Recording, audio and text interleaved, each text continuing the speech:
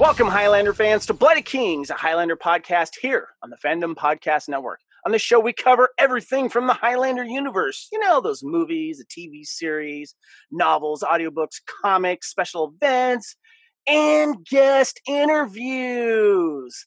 Welcome back to Bloody Kings, our special look at Highlander Endgame. We are celebrating its 20th anniversary, and we are on part 2 of a very, very cool look at Highlander Endgame here. And Lee, I'm really, really excited again because we have back our special guest. We had a wonderful podcast in the last episode, Ian Cassidy. Don't you have like a little man crush on him right now, Lee, a little bit? I think I'm kind of feeling, a little bromance going on here. So that's what I was thinking. You very guys, romantic. You guys were kind of starting to glow. I saw it, Ian. I saw it. I agree with you. You have very good eyes. You know, have you thought of acting, Kevin? You might have a natural ability. I have done some improv. You could be an empath. There you go. There you go. Well, our special guest is Ian Cassidy, one of the stars of course, Highlander Endgame, which came out in 2000, and we are celebrating its 20th anniversary. By the time you listen to this, our first episode came out there on September 1st, but we wanted to follow up with this because, Ian, we have something very special here. You did something that we have not seen a lot of actors do from productions that they were in. You took so many great pictures on the set, behind the scenes, and a friend of yours helped you with this very special project that we're about to talk about. I'm kind of nicknaming it the Highlander Endgame Virtual Scrapbook. But again, real quick, give some props to Jamie here and tell us real quick to the listeners why we're here talking about this. Yeah. Well, I had the practical scrapbook per se, or the photos that were developed 20 years ago. By the way, I think I was only 15 when I shot this movie. So I'm only about 35 right now. I can't believe 20 years has gone by. It's looking good. It really does. I'm not ready to be 20 years older than when I saw this movie. I am the original Benjamin Button. So I had the scrapbook, and I'd been toying with the idea of something special for the 20th anniversary. I just think it deserved it. I think the fans deserved it. And so I reached out to my good friend Jamie Johnson at Jamie Johnson Designs and said, "Hey man, can you help me with this? I want to do a digital scrapbook to put online for fans to access either through my page or its own special link. And then, talk about the movie, talk about behind the scenes." And so it took 5 months, I think, to work on it. And we sat down and, there's a lot of photos that obviously I couldn't put in the scrapbook because people have moved on with their lives. And I didn't want to, out anybody as having too much fun on this set. So I've got pictures like that. That's going to be our third podcast that we're just going to record when no one else is listening. So that's fun. Yeah, we'll do that for the 50th anniversary when I'm like 95.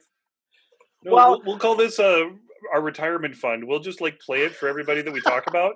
Be like, yes, here's how much we need to make every month. Or we just put this up on the website. Well, by the time everyone's listening to this or watching this, that we're going to be keeping the link to your virtual Highlander Endgame scrapbook here. We're going to keep it pinned to the top of Bloody Kings, at least for a month, at least through September, maybe a little bit longer, so people can know where to find it that are new to Bloody Kings. They want to know where to find it because we're going to be posting some other stuff from you later on. We'll get to that in a minute. But first, I want to let everyone know how they can find us here. First of all, thank you all for listening and supporting us here on Bloody Kings. You can find Bloody Kings on the Fandom Podcast Network master feed at fpnet.podbean.com. We also have the Podbean app. Also, want to remind everyone, the Fandom Podcast Network is now on YouTube. Please head over to YouTube, search Fandom Podcast Network, and please subscribe. We're doing some exclusive content there on YouTube. We're also going to be doing some live YouTube videos, but all of our audio podcasts are also going up there, and some of our video podcast will be up there as well. So make sure you check us out, Fandom Podcast Network on YouTube. You can also find the audio version of our podcast on Apple Podcast, iTunes, Stitcher, Google Play, Spotify, iHeartRadio, tuned in on Amazon. We are on Twitter and Instagram under Blooded Kings Podcast. We also have a great Facebook page, Blooded Kings, a Highlander fandom group. If you're listening to this and you're not part of that group, go on over there and ask to get in there, because that's where you're going to get all this exclusive content. And we got a great group of Highlander fans over there. We also have the sister page, too, for your Highlander collectible card game fans out there. Blooded Kings, a Highlander CCG collectible card game page. You can email us at bloodedkingspodcast@gmail.com. My name is Kevin. I am on Twitter and Instagram at Spartan_Phoenix. Lee, where can we find you? I am on Twitter and Instagram at The Way of the Way. I'm underscored on Instagram, and just reach out to me on Facebook. I'm always there. Cool. And on Blooded Kings as well. Oh, yes, sir. All Ian, right. how about Ian, you? Yeah, exactly. Ian, where can we find you? Where can the fans reach out to you and find you? Oh, you can find me on any bathroom stall, wall. I'm pretty sure I'm for a good time, call 555. For a good time, call Donnie Yen. I'll put his number up. No, the usual spots: Facebook, Ian Paul Cassidy; Twitter at Ian Paul Cassidy; Instagram. There can be only one digital or numeric one, IPC, of course. So yeah, the usual. Just Google me. You'll find me somewhere. Okay, cool. I every time I think of like that type of bathroom wall stuff, I always think of that scene in Dumb and Dumber. Either at 8:00 p.m. on Tuesday the 27th. One of my favorite movies. One of my favorite movies. Now, a couple of things we want to talk about before we get into the virtual scrapbook here. You have something fun on Redbubble, and I want you to describe to the listeners and the fans out there what it is that you've got. And we have a special friend in common that helped you out with it. We do. And he did a great job. Grant Kempster from Highlander Heart, as you know. Is it okay to mention that on this Yes, podcast? please. Yeah, we promote back and forth. Grant's a great guy. He started this whole Facebook fandom thing for Highlander fans. And, of course, Highlander fans owe a lot to him. He's the OG. He's such a great and generous guy. Yes, please. I didn't know that he was a graphic designer. So he sent me an email and sent me this website, redbubble.com. And on Redbubble, if you type in the search Club Sandwich Endgame or Club Sandwich Highlander Endgame, you'll find, and I know most of the Highlander Endgame fans know Cracker Bob's infamous "Did somebody order a club sandwich?" scene. Well, he designed this. That is so cool. Look at that. Cracker Bob, a club sandwich. You can get that on a shirt. You can get them on masks. You got a mask, anything. Don't you? Pillows, yes. Masks, jackets. You can have it framed. Of the money goes to charity. If you go up and buy that too, he gets a little kickback and he goes to charity or whatever he wants, right? Yeah, and his expenses are all covered. I mean, he buys all the materials. Yeah. He's literally making about $10 a month. You're not making a lot of money on these sites. It was purely for joy. It was purely for fun. And any fan wants to walk around in anyone fancy a club sandwich mask during this pandemic, then this is the opportunity to do it. That's so cool. How about that? But you look like an orange. What's really cool is my wife has one, and we're walking around, and people don't know that it's me. So I'm wearing my face on my face. That is so funny. I love it. And I've had a couple of people say, hey, cool mask. What is that? And I'm like, you don't know? Well, let me explain to you what this is. But it's redbubble.com. Search Club Sandwich Endgame. Club Sandwich Endgame or Club Sandwich Highlander Endgame. Okay. And you'll see everything on there. So enjoy, have fun. Very cool. Very cool. Send them to people you don't like. Send them to people you do like. I don't care. One last thing before we get into the your scrapbook that you did here for Highlander Endgame is you teased something at the end of the last episode, and we actually got a chance to watch it. And it's a special project that you and your wife have worked on. It's her brainchild, and it is a pilot. It is a pilot, basically, called Rollercoaster. Mm-hmm. she plays, I guess, herself. You kind of play yourself. At least you use your first names, but it's kind of like autobiographical on her part, and she wrote from experience. So tell us briefly again a little bit about that project and how people can view it later. Well, thank you for bringing it up. Yeah, no, it's a wonderful project. It's close to the heart. You know, they say write what you know, and I totally agree with that. Obviously, there's dramatic license, used in every production, and we've kind of done that in ours as well. There's a little bit of fiction in there, but it's loosely based on us, how we met, how our relationship evolved, and the struggles of being in Los Angeles on her. Mainly focused on her career, how she started. Being a woman in Hollywood, number one, is not easy, as we all know. With all the Me Too happening, it's a vitriol environment. It really can be. So the strong survive, the talented survive. She's an amazing singer. Yeah, she is. I noticed that. Yeah, an amazing actress, an amazing writer, and her time will come. So she wrote this project, and we basically formed a production company, went out, shot it with some friends, and did all the post-production on it, entered it in some film festivals, and voila, here we are. Yeah, you won something, right? Tell us about that. Yeah, we won. We've actually we've been quite lucky. We've won the Queen Palm from Palm Springs Film Festival. We won the Los Angeles Film Award at the Hollywood Independent Reel Film Festival. We both won Best Director for the series. So it's been fun. We were a little surprised. You know how it is when you do something like this, and you tell people you shot something, and they're like, "Oh, really?" They expect to see a home movie or something. But this is, quality. Quality produced and ready for Netflix to air if they want it. Yeah, you got a 40-minute pilot. It's called Rollercoaster. Yeah. It is really well produced. It's funny. It's cut well. It's there are some emotional parts in this that your wife is telling about. It hit home with me. It's got great humor in it. Like I said, the music, she is so talented.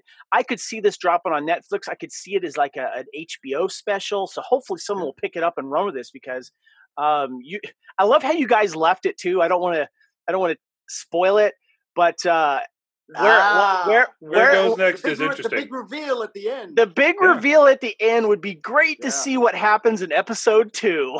Right? And that's how we met. That is actually true. What happened? We did meet in a bar. She was karaokeing, and I went to a karaoke bar, and the rest is history. And so that was the big reveal at the end. And we're excited. We have a whole season written. She could possibly be the next Lucille Ball. I'm not just saying that. She is so funny. She is. And off camera, just her comedic timing. She's been in the business a long time. She's honed her craft. She's very good at what she does, and I really do hope that this works out for her as much as I'd like it to work out for both of us. But I really want her to be rewarded for all the hard work she put in. Lee, you had a question? There was two things I was going to say. The acting or the actor life segments that you put in this are very true to life. Yeah, I'm not in LA, but even just in the grind that I have here, it just starts, not to give too much away, but it's like, here's all the other stuff that you do while you're trying to make it as an actor. And, you're paying the bills and you're doing the grind and you're networking and you're doing all this stuff that tries to destroy your soul. And, just like you keep doing it and God knows why, but we do. And then one day you get kind of where you need to go. And I think that's the very compelling thing about this is like, yes, there is somewhere for this story to go. It's not going to be I think we alluded to that in the last episode where I said, you either have the passion for it or you don't. You cannot learn this. You can go to all the classes you want, but unless you have that drive and that passion within you, and not everyone does, and I applaud them for trying, but you persevere, you have so much belief in yourself, you can do it, you've got some talent, and that eventually it's going to work out. And that's essentially the story of every actor that you listen to, from Pacino to Ricky Gervais. I mean, they all struggled at one point in their life, but they kept at it. And that's the difference is perseverance. You got to keep doing it. I was just watching, Real Genius, and there's Tom Hanks has a non-speaking role. He gets bumped by one of the lead stars, and that's how he, it's one of the little things he does. There was one other thing, just kind of an aside, but I meant to ask you about it on the last podcast, but you've got like the coolest caveat in your resume. Can you tell everybody what you did on Batman and Robin? Because I am so jealous. I know.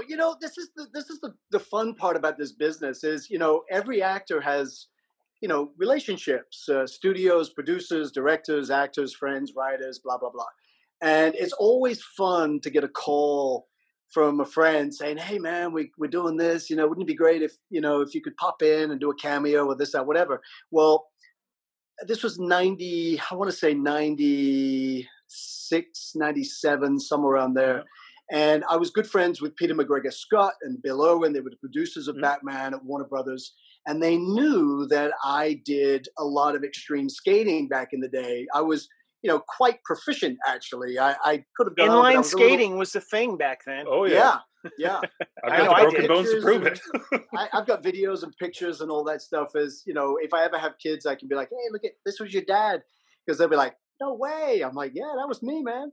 So they asked me. They were shooting the Mr. Freeze scene, and they couldn't figure out whether to use ice or whether to do like a indoor roller skating rink, and just kind of disguise it as ice, put in some smoke and whatever. So that's what they did. So I got a call from Peter and he said, "Are you interested?" I said, "Yeah, I'd love to do that." Now, this is the best part of this anecdote. Okay. And nobody really knows about it. Only my really close friends and family know about it. And all the Bloody Kings listeners. Yeah. Dude, I have a parking pass from Warner Brothers and it literally says Ian Paul Cassidy, Batman. And I had my own parking space. And it was amazing. So I go to Moonlight Roller Rink in San Fernando Valley, and I roll up, and there's all the production trucks there, and I'm thinking, wow, this is a big deal, So I roll in there, and I'm just brave. I mean, I just, whatever, bring it on. I don't care. So I'm talking to Bill, I'm talking to Peter, and they're talking to me about it. And they've got little ramps and jumps set up inside Moonlight Roller Rink. And they said, "We just want you to skate around and, do some jumps, and we just want to see if we can use it for the Mr. Freeze scene." I said, "Yeah, sure." Well, about 30 seconds later, this guy rolls out this massive trunk, okay? And it was almost like a Rolling Stones roadie. He just wheeled it out and he opened it up. And when he opened up the lid faced me, so I couldn't see the contents of the trunk. So I came around to look inside the trunk, and there was the Batman suit. And I went, "Are you kidding me?" He said, now this is true. I'm going to quote. Bill said to me, "Ian, can you put the suit on, skate around, and pretend like you're Batman?" And I said to Bill, I quote, "Pretend? I am Batman." So I actually put the suit on, put the cowl on, the cape, and skated around. And they used that footage to decide how they were going to shoot it. There was some technical aspects of the costume. The cape was a little too long. It got caught under the wheels. It was heavy. That's what I noticed about it was when they, the reason the Batman logo is here on the chest is if you take that off, there's a giant screw there, like a wheel screw. Mm-hmm. And the guy's got like a 4-foot long wrench and he just basically screws it in to your chest. And the weight of that cape, after I did all this, it's so cool. I couldn't move my head. I was so sore. I'm like, wow. And then when we shot the movie, I did all the skating as Batman in the movie. So you are Batman on skates. You're Batman on skates. That is so cool. Batman on skates. I'll have to find that. I think we know what to put on your tombstone. Ian Paul Cassidy, Batman on skates. I was Batman once. All right, that's not as cool as Cracker Bob, but almost. All right, guys, let's get down to it here. Ian, you are sharing something with our Bloody Kings Highlander fans that is really, really cool. I've mentioned it's a treasure trove of Highlander memories from a very popular Highlander film. That's, of course, Endgame, celebrating its 20th anniversary. Oh, my God, does it feel like 20 years? Oh, no, does not. So what we're going to do is when you go and click on the link to look at this thing, it has this beautiful cover of the Highlander Endgame logo with the sword And then it says 20th anniversary behind the scenes exclusive from Cracker Bob, Ian Paul Cassidy. And you can obviously move forward and check out the pages. So what we're going to do is we're not going to be able to talk about every page on here, but we're going to kind of go through some of these, talk about some of the cool standout ones that we definitely have to say something about. And what we're going to do is we're going to mention the page numbers on this podcast. So when people are listening to this and they're not like, either watching the video or anything like that, then they can go back to this and go, I want to see what they're talking about. What page was that? And they'll know that. So we'll start here. We'll start from the beginning. And you have Highlander Endgame rehearsal, September 99 through December of 99 in Bucharest, Romania. You got a picture of you with Adrian, Donnie. Is it Oris? Oris. And of course yourself. And you guys are obviously, you're really excited. You got pictures of Adrian there in his sweatshirt. Tell us a little bit about this process here. And you're taking all these pictures. You had mentioned something in the last podcast where you had asked them, hey, can I do this? They obviously seemed very cool about this. And tell us about this process of getting ready. Yeah. Well, the camera that I used was a gift from the Weinstein brothers. They came to Romania. They came to the set. They wanted to meet everybody. It was a meet and greet. And it was this brand new kind of digital camera, state of the art for the time.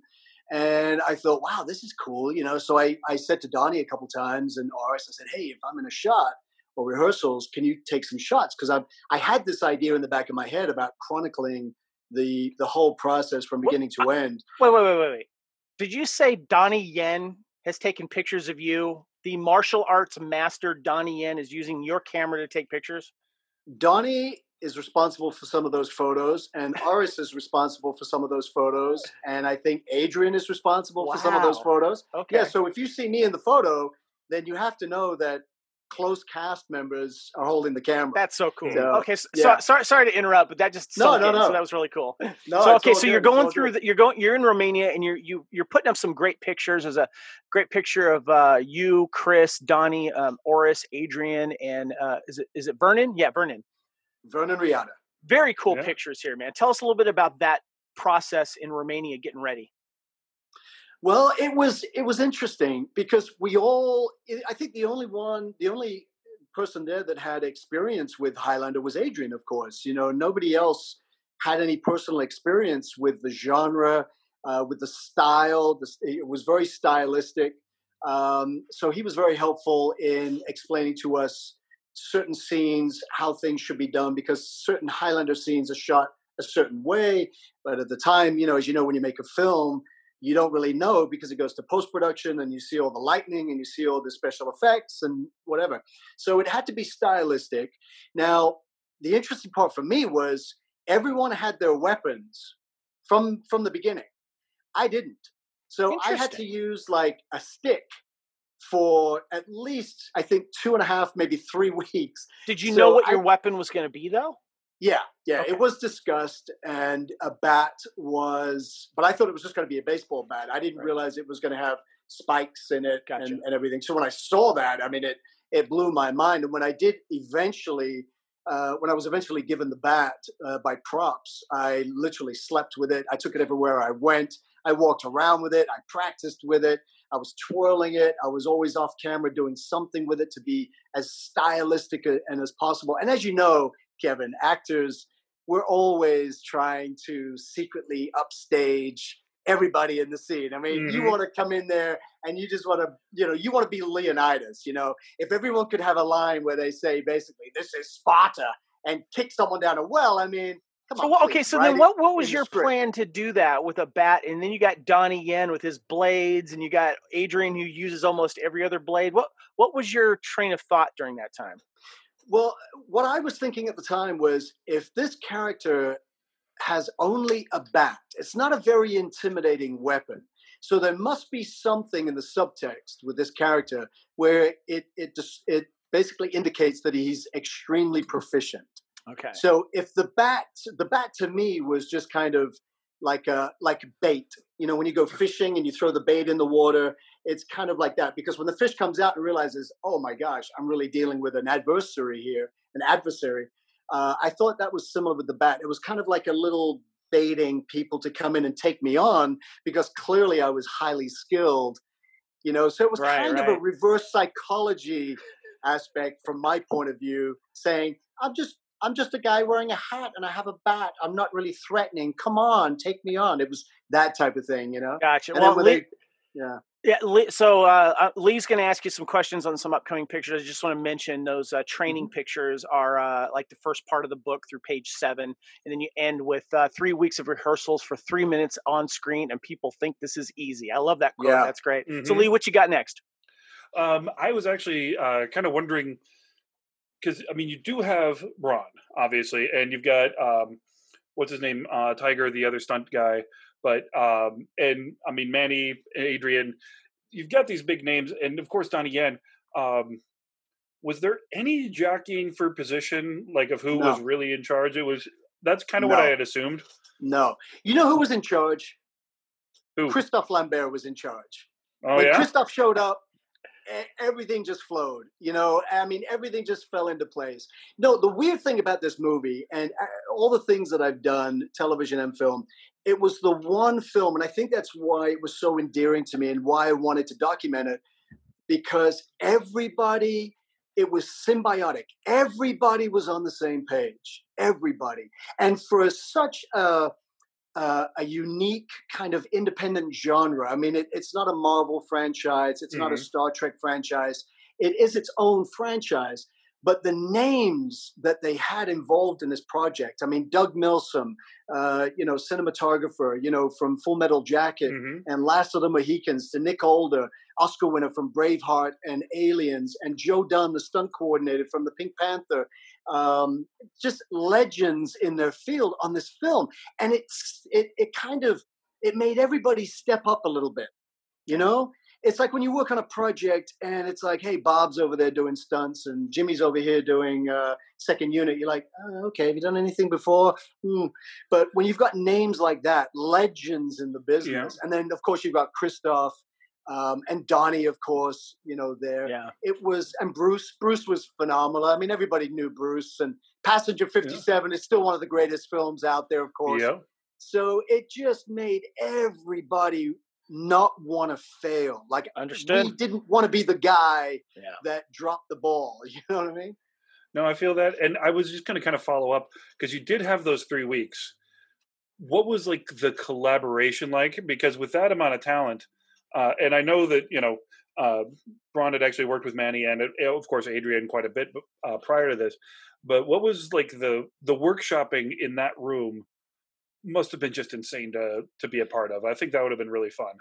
Yeah. Well, the block, it's called blocking. And basically it's when the director gets everyone on set and you block out the scene. You find out what works, what doesn't work, what is interesting, what isn't interesting.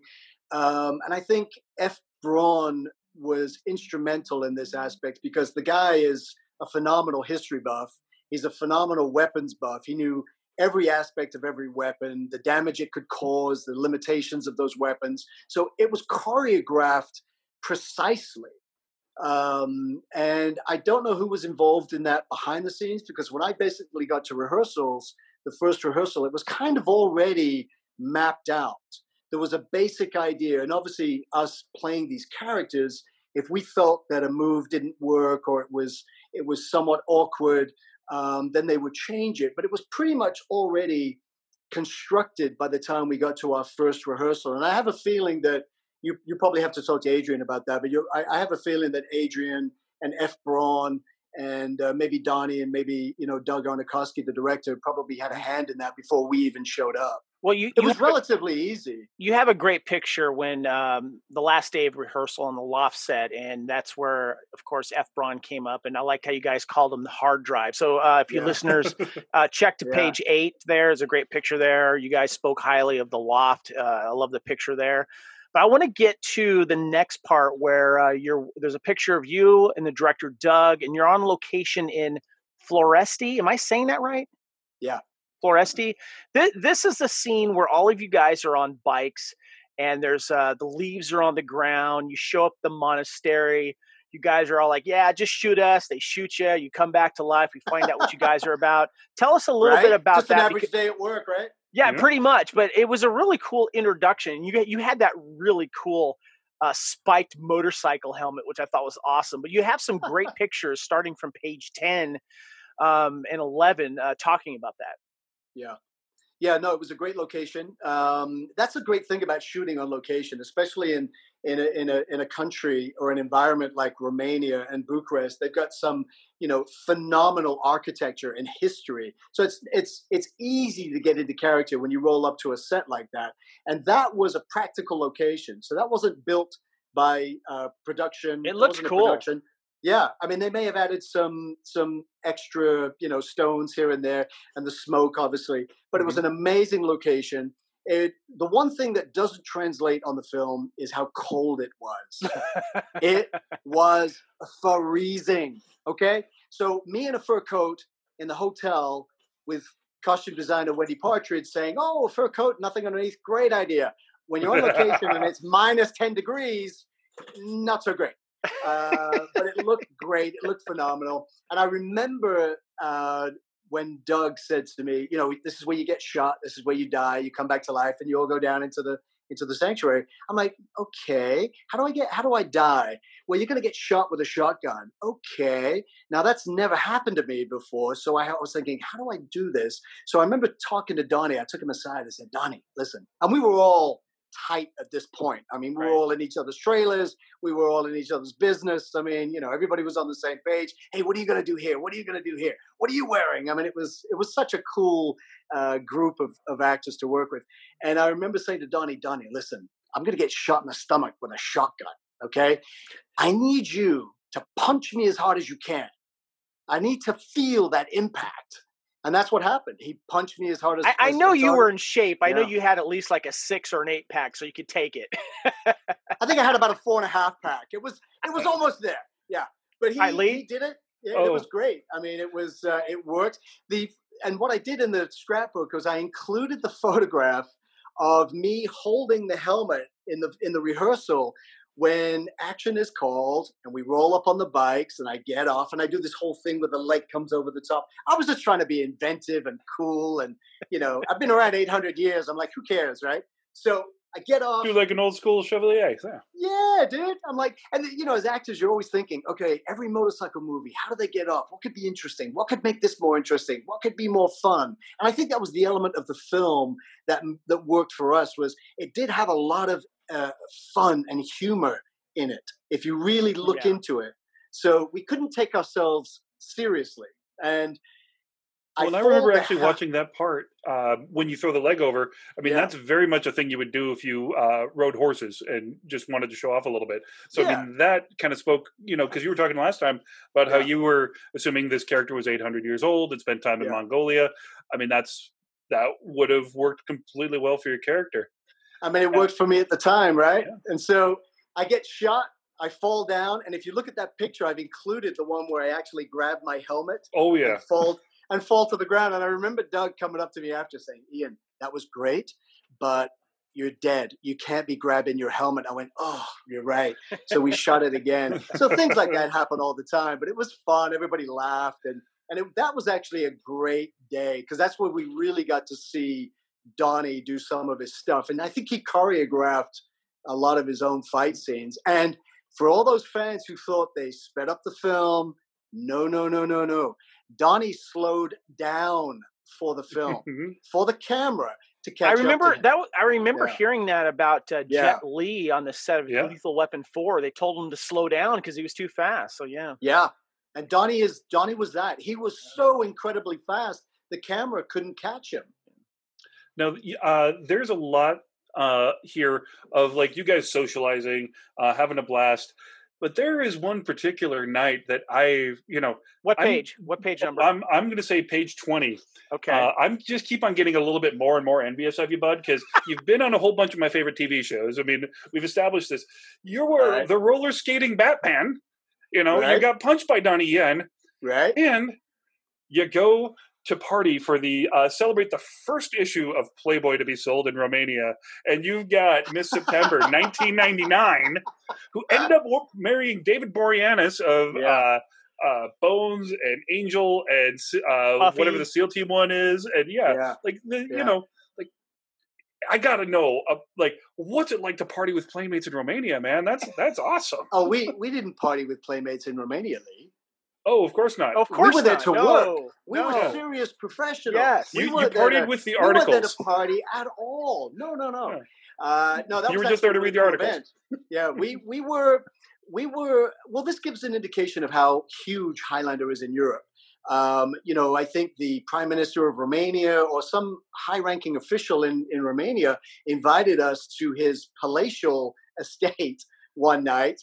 And I think we'd all just flown in. So it'd only been a couple of days and we're all jet lagged and we're just enjoying every minute of this. So we get to this palace, and it's the release of the very first ever Playboy magazine in Eastern Europe. It was a big deal 20 years ago.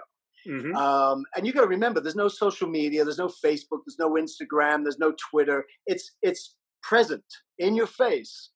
So we get there, and of course, Jamie is wonderful. She's the guest of honor, and we all had a great time, and she had a great time, and we were all staying in the same hotel. So lots of drinks were had, lots of adventures were had. But again, this is the PG rating of the scrapbook. So that's all I can say at this time, Your Honor. All right. So next, you are getting into production here. You talked really well in the last episode about your costume, and on pages like 24 through 27 and 28, you're on set. You got a great group picture with the posse posing with Bruce Payne's double, because he was really sick that one day. Yeah, but there's a great picture, and this is the first time I've ever noticed this. It's on page 26. You got 3 great pictures of your character, Cracker Bob, and you're in costume. I didn't realize that the bat also had a big nail at the end of the butt of the bat. You had to be careful with that thing, I'm sure. Yeah. Didn't you say the spikes were real? The spikes were real. I was, they weren't rubber. The bat was real. The spikes were real. And like I said, the only spikes that were manufactured for special effects was the scene where Adrian's character Duncan, when he says "nice bat," and he pushes it into my forehead, and basically it indicates that the spikes were driven into my face and my skull, my cranium, and the spikes were retractable. They were on a spring, but the rest of the bats, I think there was 3 bats, they were all real spikes.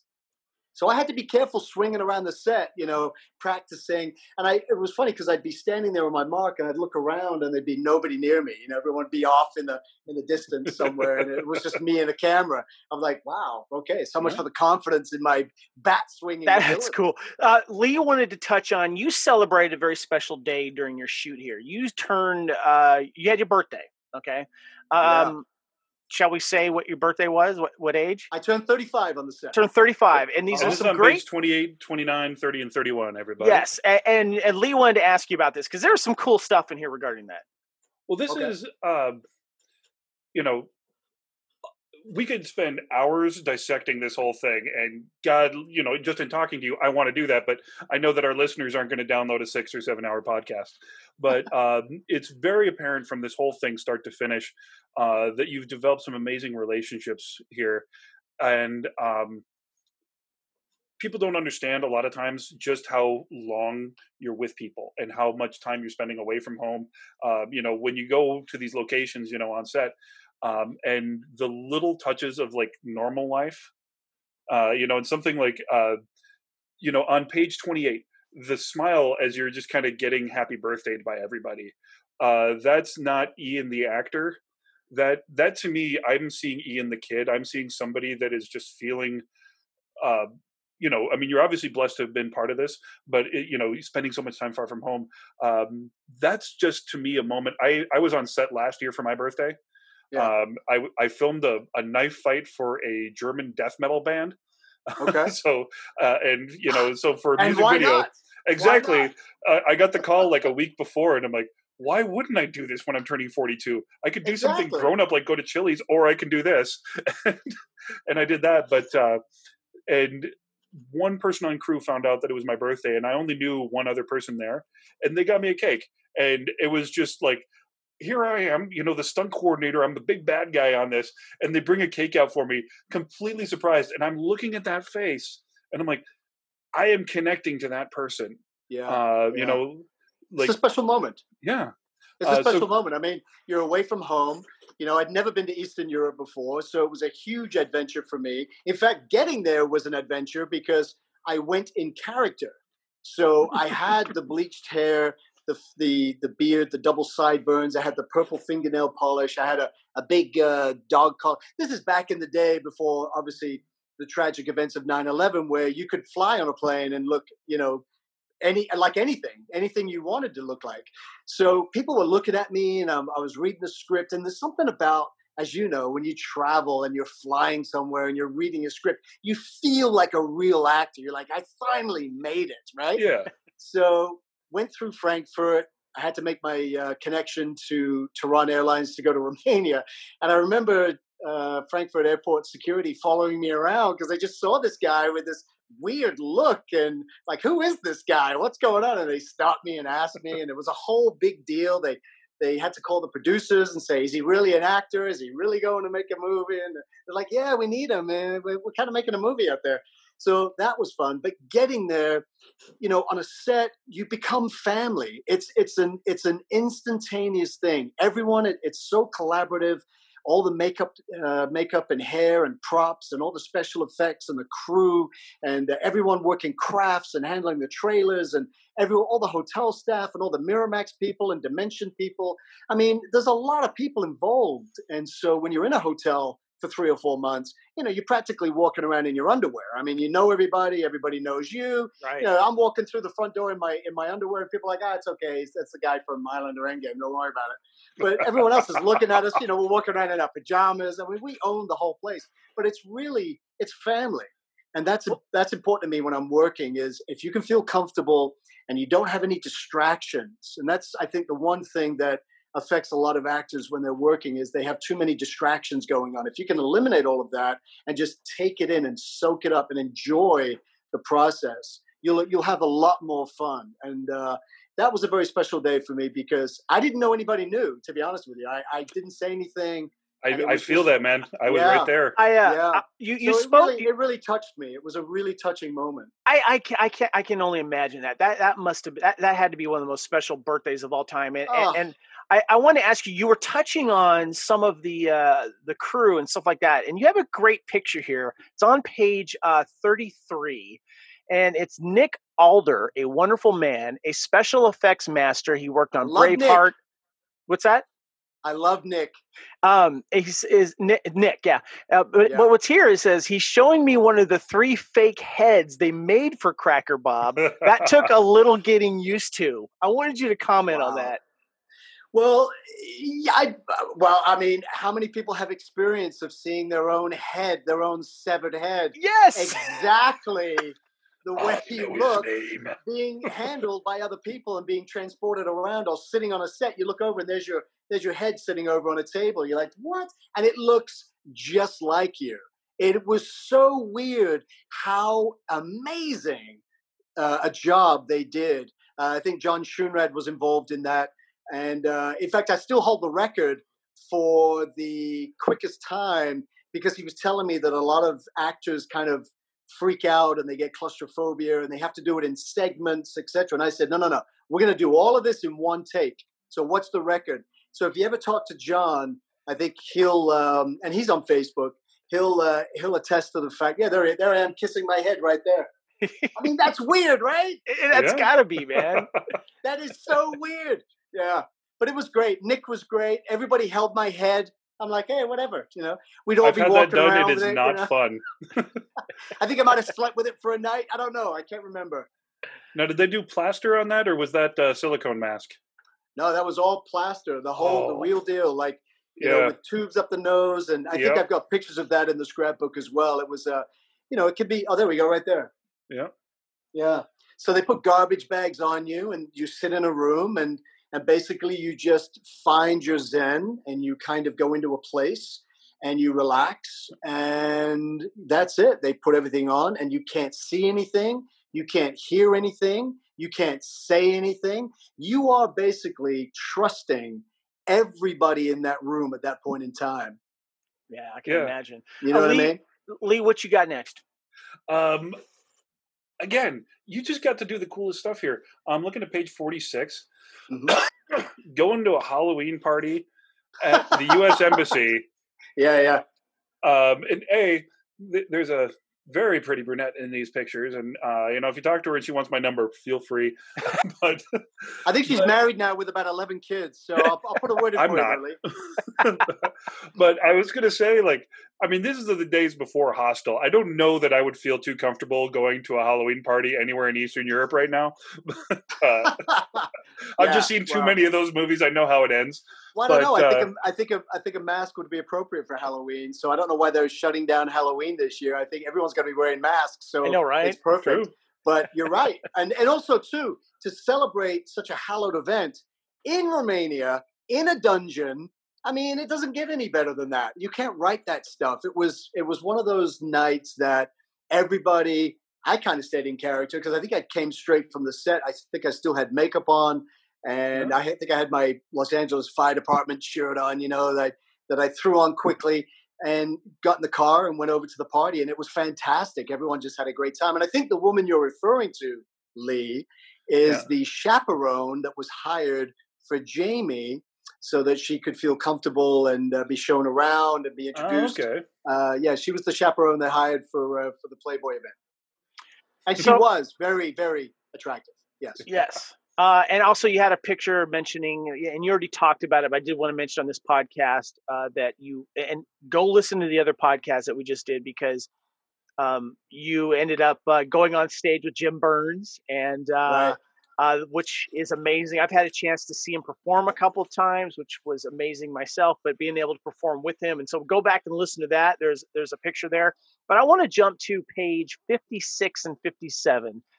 You're in costume, Christopher Lambert and myself, on location for a flashback scene in Romania. And there's a great picture with you and him. He's in his garb and you're in yours. Tell us a little bit about that. I remember that like it was yesterday. So that was the night that we went to the Castel Studios, which is, like the Warner Brothers or the 20th Century Fox or the Paramount of Bucharest. That's where all productions come into town, and that's where they shoot. It's where the sound stages are. And that was the night that I was scheduled to shoot all the promo shots for the movie, where I'm in a studio on a bike looking into camera that they were going to use for stills and posters, all the EPK stuff, the press kits that they do. And so I remember saying to one of the production assistants, I hear Christopher's here. I'd never met him before. And they said, yes. And I said, I'd love to meet him. And as I was walking from my trailer to the stage to shoot my stills, Christoph had come off set. And I think that was the night that he shot the village scene where he gets hit in the head. And you'll notice a little bit of blood on Christopher's face. And we met for the first time. I told him what a huge fan I was and what a pleasure it was to be here, to be a part of this.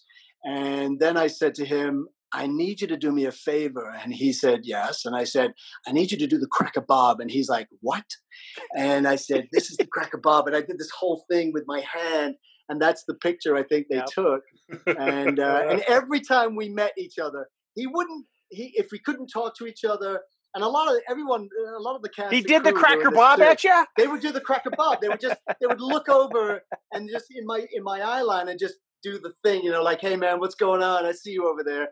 So Aris was great for that too. Aris and I really bonded, and we're really tight to this day as well. And he was amazing. He had just come off Sinbad, and he was excited about playing Winston. And very cool. We always had fun, he and I together. I miss Aris. Lee, what you got? That he was on Sinbad. I like that.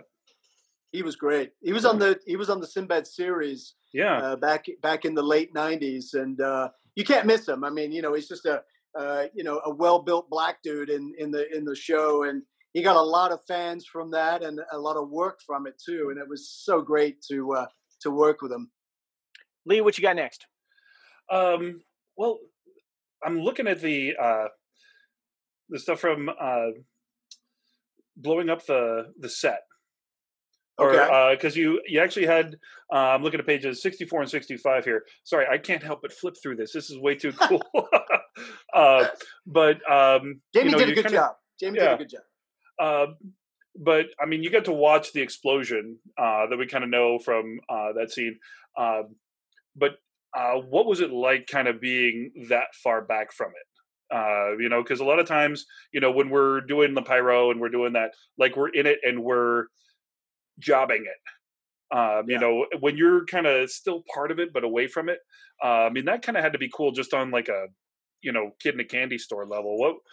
You got to watch the setup, you got to watch all that stuff. Like, how was it?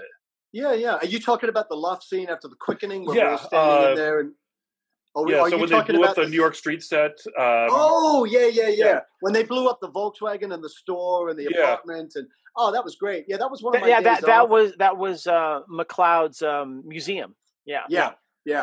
No, that was a real deal. It was one of my days off, and I thought, why not go down there? I wanted to watch the explosion. I'd become friends with Joe Dunn at that point, and I was picking his brain on all the Pink Panther stuff he did with Peter Sellers.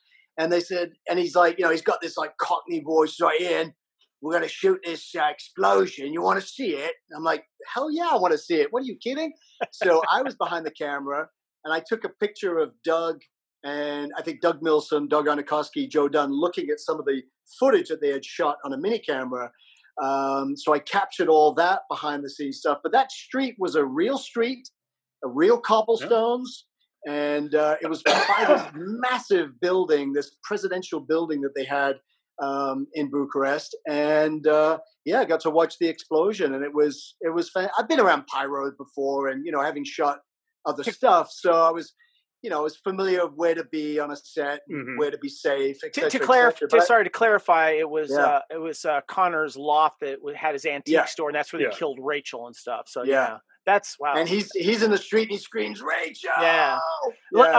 Lee, go ahead and move forward, but I want to go back to something because you touched on it a little bit, and I think it's important for our listeners to know where exactly you were filming and the recent unrest that was there.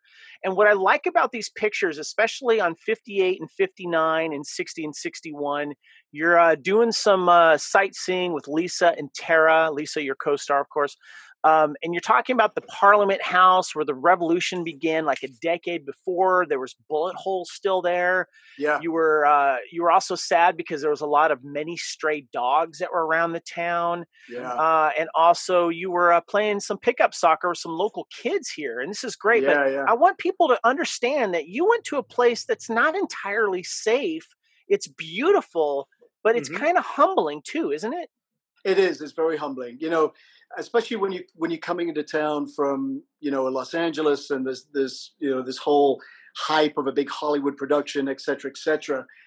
You want to try to acclimate as quickly as possible, and you know, you want to get to know the flow and the feel and the mood of the area where you're filming.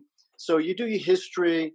You study up on it, and I was a little nervous, I'll be honest. You know, I'd never been to Eastern Europe, and it was so close to Russia. I had no experience, so there was some apprehension and some tension. But once we got there and we realized that it's just an amazing country, I highly recommend anybody, forget the Bahamas, forget going to Hawaii. You want a true adventure, go to Bucharest, go to Vlad the Impaler's castle, look at his bedpost, where he has the faces of his children carved in from 1377. Walk around the hall and see the desk where Vlad the Impaler wrote letters, okay? Wow.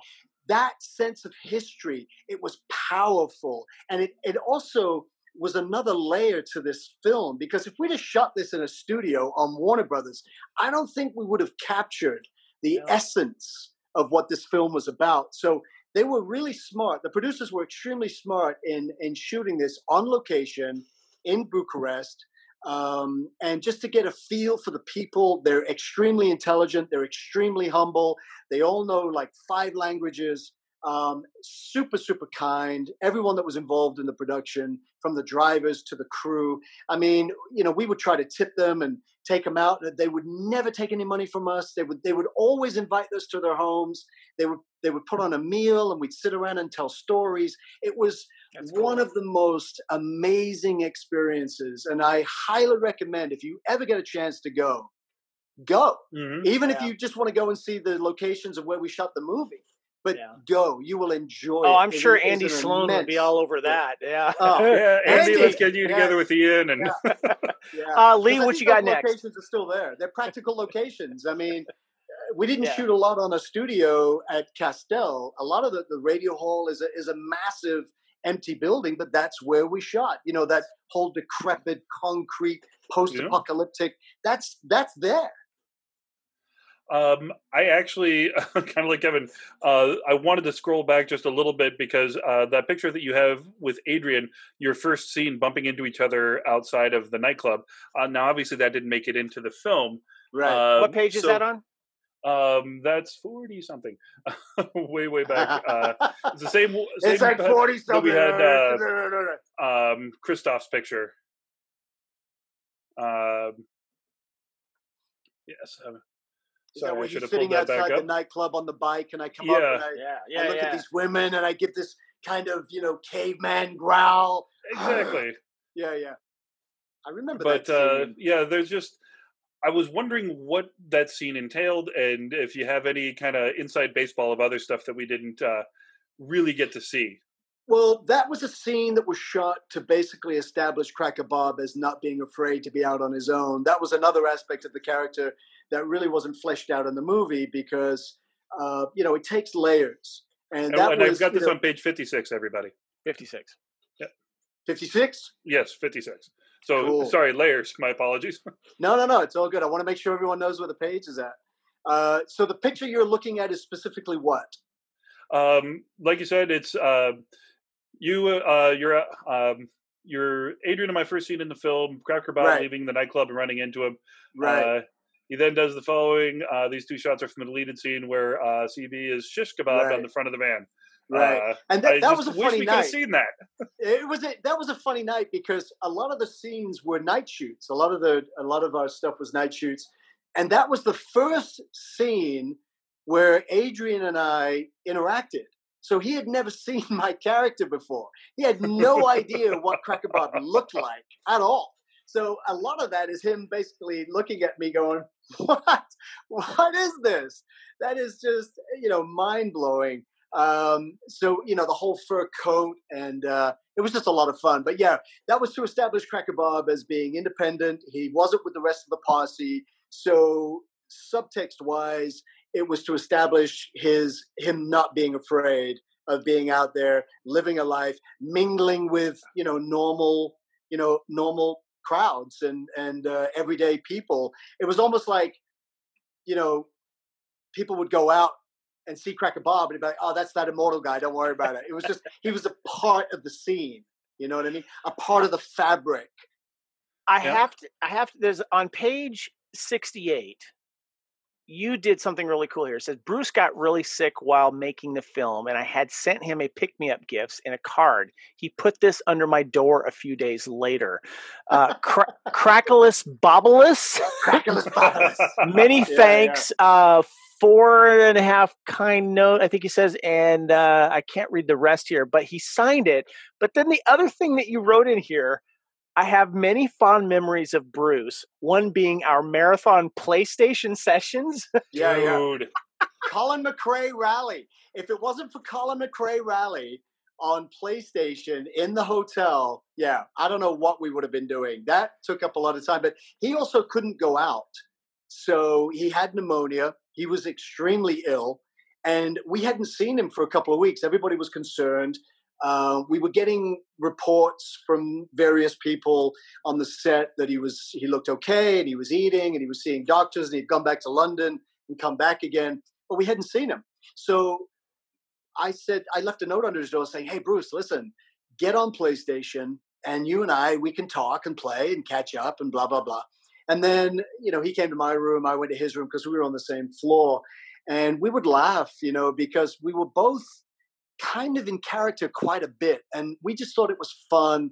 And I remember us talking to each other saying, if only they could really get to know who we really are. And we're sitting there looking at each other, eating, ham sandwiches at like 1 a.m, playing PlayStation, Colin McRae, and we're just laughing like this is the greatest time of all.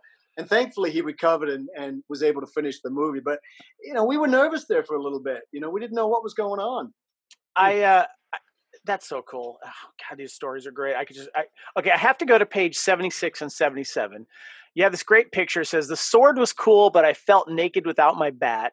And then you're on the jousting scene set. Mm-hmm. Joe Dunn, is that how you say his name? Yeah, Joe Dunn. Joe Dunn and Dominic rigged up a camera for the four-wheeler. Thank God I could ride. I also rode a dirt bike for some shots. Tell us a little bit about that. Yeah, this was the jousting scene. I don't know why they deleted it. I think there could have been some audio issues, maybe. And this was jousting on motorcycles? On ATVs. ATVs, gotcha. Yeah, but I mean, I keep on getting jealous of your life, dude. This is not fair.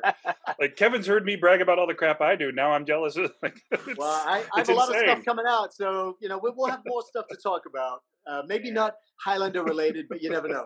But yeah, I mean, it was motorcycles. I think when they do the inserts, you see motorcycles, but for the actual the probability of filming, they used ATVs, obviously, for stability and to mount the camera. They look cool too, Oh, they were super cool. Yeah. And also, you got to remember, it's 2:00 in the morning. It's minus 10 degrees. We're in this old, ruin of a temple. I mean, the aesthetics to these scenes were just phenomenal. I mean, we shot the dinner scene upstairs in the same location, and it was just this amazing set. And it really didn't have to be dressed that much. The concrete was already there. They brought in the table and dressed it, with some candlesticks, etc.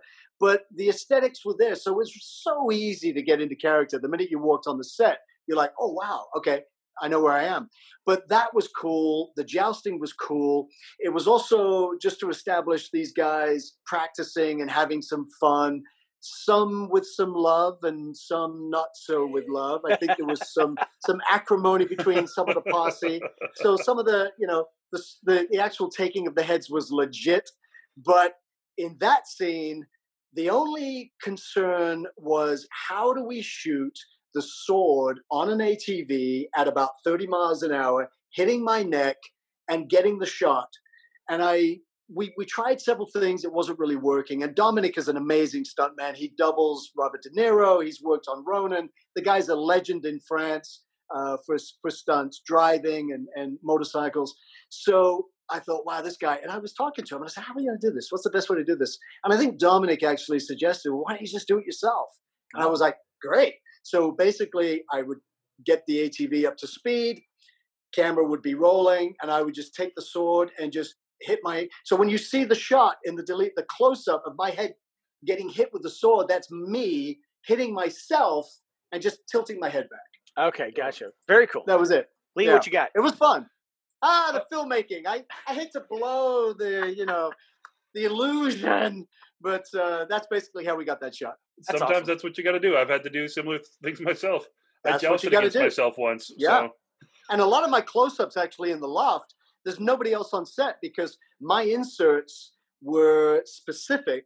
And here's when you're in a nice, warm hotel bed at the Athénée Hilton in Bucharest and you get a call saying 5 a.m., be at the loft, it's minus 10 degrees, everybody's sick, no one is there. The motivation it takes to get out of bed to shoot those scenes, I don't know where I found it, but it was hard. There was a couple of times when I really just wanted to roll over and go back to sleep, but it turned out great. The shots were amazing. It's weird. I keep on coming back to like just the home moments, but Thanksgiving dinner. Right. Like dinner of 1999. Yeah. That's on page 82 and 83, right? Yeah. It was a different world back then, guys. 99 was a different world. Yeah. No iPhones. Yeah. But like I've done, I mean, you grew up in mostly in Australia, right? England, Australia, Germany. Yeah. So I mean, in the States, Thanksgiving is kind of a huge thing for us. Yeah. And I remember my first Thanksgiving overseas, having it with a few friends and a whole bunch of strangers like this. What was this? Tell me some stories. Like, did we have a toast? Did they make weird food, or was it like traditional no, Thanksgiving fare? No, this was specifically designed to make everybody feel comfortable. You got to remember, everyone's been working together for several months now, so everybody's on the same page. We've got, film in the can. We've all been in the trenches together. We've all suffered together.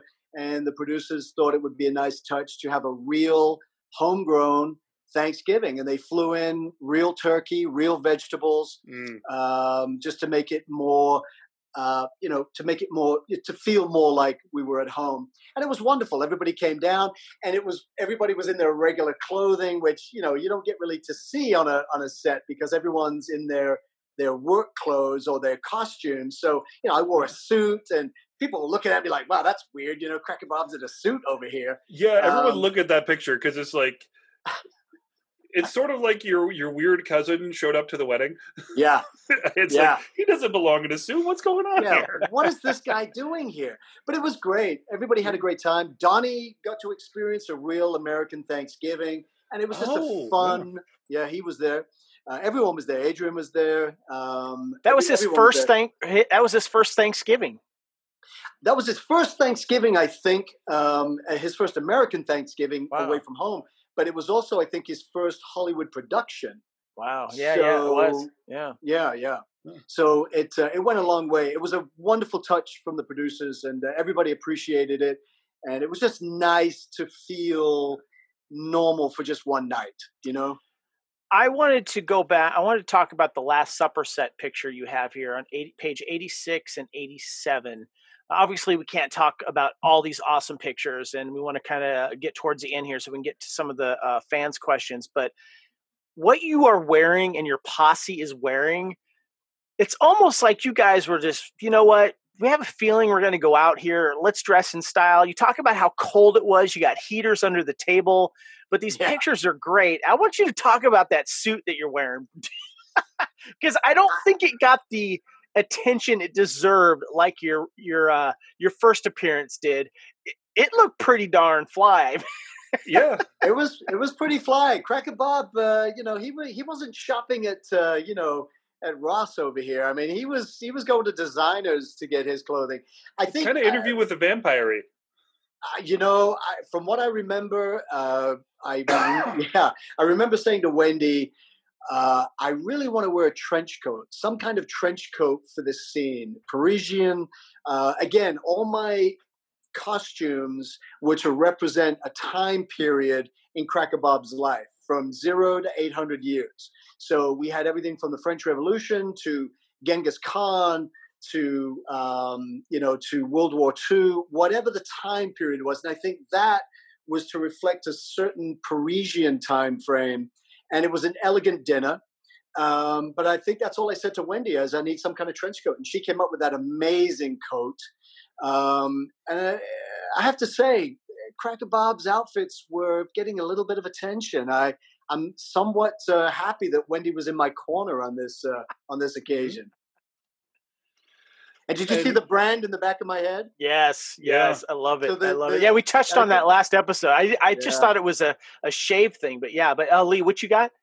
We talked about Wendy a lot, but there's another person that just keeps on showing up in the pictures, Carmen, your wardrobe assistant. Right. She's just always there, from, I think, I'm looking at it right now on page 92, but I know I saw her right around 27. She just keeps on showing up and she's in these pictures. And I mean, especially with as much as you've talked about your wardrobe, that relationship had to be pretty good too. Tell us about Carmen. As you know, Lee, it's like any movie set. It's an instantaneous bond. There's an unspoken word when you show up to work. Everyone is on the same page. So whatever their job description is, everybody knows exactly what they're doing, when to do it, how to do it. There's no delay, and that keeps the production moving efficiently, and it helps. It helps morale. And all the crew, everyone that was involved on that movie, I have to say, and I've done a lot of other things in the meantime, but on that particular film, the local Romanian cast and crew were just phenomenal. And I don't think we would have ever achieved what we did if it wasn't for their input. Everybody knew where everything was. You didn't have to ask for anything. They had everything there. It was the utmost professionalism. You got to love that on set. Makes a difference. And I know we spoke of this gentleman before. There's a couple more things I want to touch on before we wrap this up here. On page 98 here, you got a great picture with your driver and is it Val or no Manny, right? No, I'm sorry, it's Vernon. Oh, page 95. Vernon Riata? Yeah, Vernon. Yeah. I want to talk about Vernon real quick here because I don't think a lot of people really understand the amount of work that he's done. And if you look under his IMDb, the first stuff that comes up, he's worked on Big Trouble in Little China, To Live and Die in LA, Escape from LA, Golden Child. He is a legend in the stunt world here. And I want to give him a little more attention here in your relationship with him on set. Well, I didn't have a relationship with Vernon like I did with some of the other cast. I know Vernon and Adrian were really good friends. I think Vernon was either Adrian's teacher or his master. His choreographer, yes. His choreographer, Martial arts choreographer, I think, too. Yeah. And so we really didn't know much about Vernon. But again, utmost professional. He was a part of our production on a daily basis. And then he would just go off and do his own thing. He was a very quiet, humble man. I haven't really kept in touch with Vernon. I think I've maybe spoken to him once since we shot the film. Adrian would probably know more about Vernon than I do. But yeah, that was one of those days where, we wanted to do something for the crew. And I think we posed with pictures for all of them so that they could, put that on their fireplace and say, hey, we were involved in this production. And I'm still friends with a lot of the production to this day on my Facebook. They were just, we wouldn't have made the film without them. They were just so gracious and so kind and so humble and so hardworking. You just couldn't help but just fall in love with all of them. The last thing I want to mention, and Lee, I'll let you ask regarding the scrapbook you have here. You did a really nice epilogue here with on page 96 and 97. 96, you have you love this photo in between the takes, chilling literally, but I'm still in character.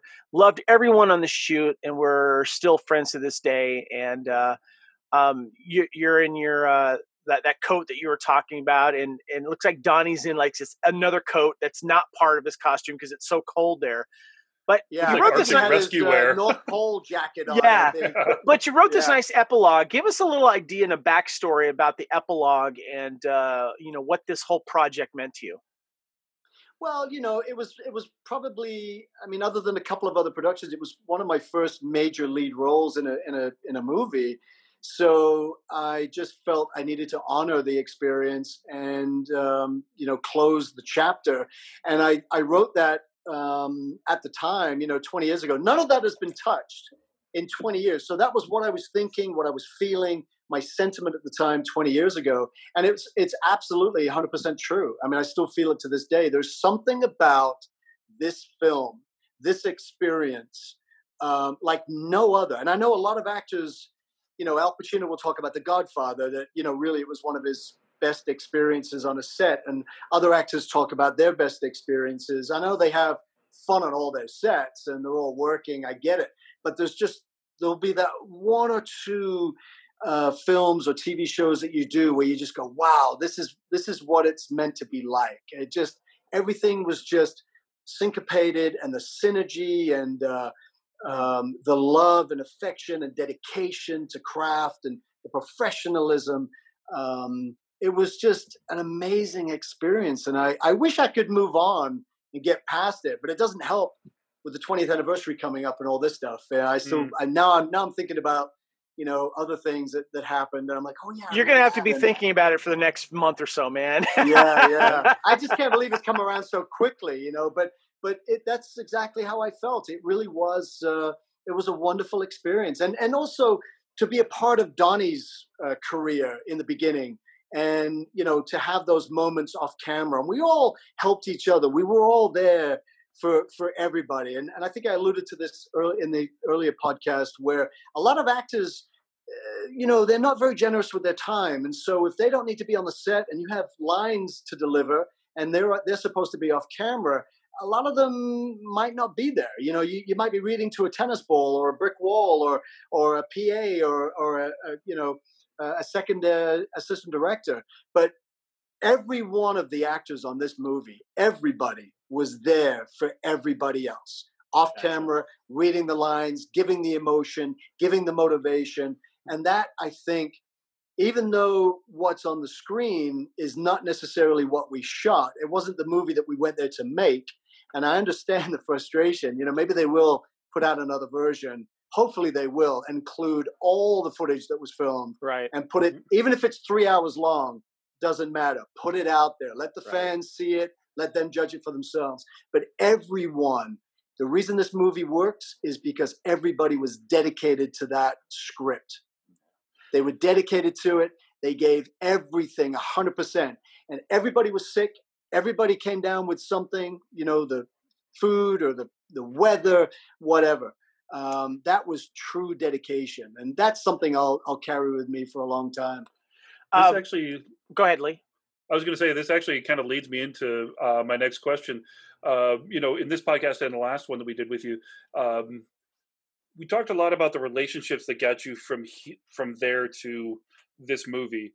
But my best friend, Joe Sabula, who I've known since about 6 months before this movie came out, we've been best friends ever since. He actually kind of went through the scrapbook. He loved it. His comment, it's awesome because it shows the humanity, the relationships that bring a project together. And how did your personal relationships affect your performance on this project? I think we've kind of covered that quite a bit, but he actually asked a very insightful follow-up to it. How important have these relationships been in your career since then? Well, I wouldn't necessarily say that they were helpful in my career to this point. I mean, it's always wonderful to work with actors and producers and directors again on other projects. But, you know, as actors, it's really about the work. So it's about the text, the script. It's wonderful to work with actors for, you know, repeatedly. Like I got to work with Peter on 24 when he played my boss. Mr. Mythos himself. Mr. Mythos himself. And I showed up and I think you have some pictures of those. If you go to my Facebook page and go to my albums, I've got all of the productions, you know, categorized, and you can see the pictures of Peter and myself on the 24 set. But it's always wonderful because you already have that established relationship. And I get why people like Martin Scorsese and Seth Rogen work with, you know, the same actors, Adam Sandler, because, you know, there's a lot of things that happen off camera with characters that aren't in the script. Right. So it's wonderful to work with actors that you know and have a history with, because there's already these unspoken words, an unwritten word that you can use in scenes, and that's only special to you. And it's it's like a band playing together. You know your band. You know, it's like teams working together. You get to know your teams and what they're going to do. On you know your boundaries. You know your limitations. You know how far you can push this actor. You know, I've worked with some actors where, you know, they get a little upset because, you know, you touch them, or you touch them a little too hard, or you do something that they weren't expecting, and it's like, well, wait a minute, that's what brings life to a scene and brings energy and friction. So when you're working with people that you know, like Peter, I was able to get in Peter's face and say, you know, da da da da, and he didn't get offended. You know, he just went with it because he knew me as a person. That's so cool.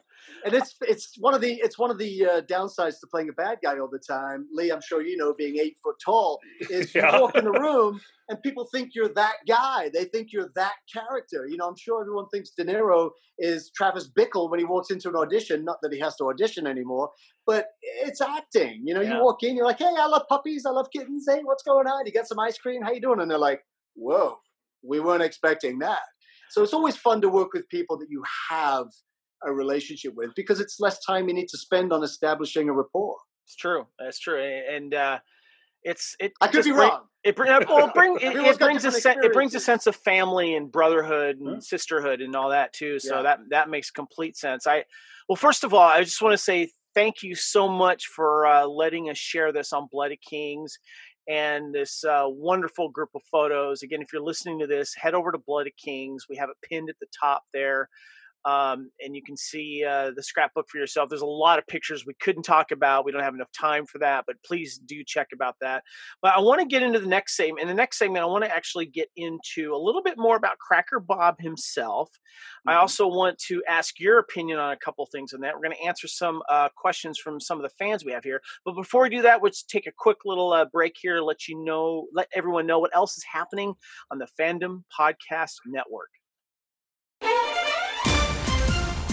Thank you for listening. We hope you're enjoying this podcast. We like to continue to feed your ears by inviting you to listen to the Fandom Podcast Network and all of the other awesome shows we have to offer. It starts with our flagship show, Culture Clash, our weekly pop culture news podcast. Blood of Kings, our Highlander podcast. Couch Potato Theater, our podcast celebrating our favorite movies. Time Warp, the Fandom Flashback podcast discussing a year in movies and our favorite pop culture topics. End Zone, the NFL podcast. Good Evening, an Alfred Hitchcock podcast. Union Federation, our Star Trek and Orville podcast. Hair Metal, the 80s and early 90s rock metal podcast. Type 40, our Doctor Who podcast. Lethal Mullet, a 1980s and 90s action film podcast. What a Piece of Junk, a Star Wars podcast. And our newest show, Making Treks, a new Star Trek podcast with a deep dive into the final frontier with host Mark Newbold and Adam P. O'Brien.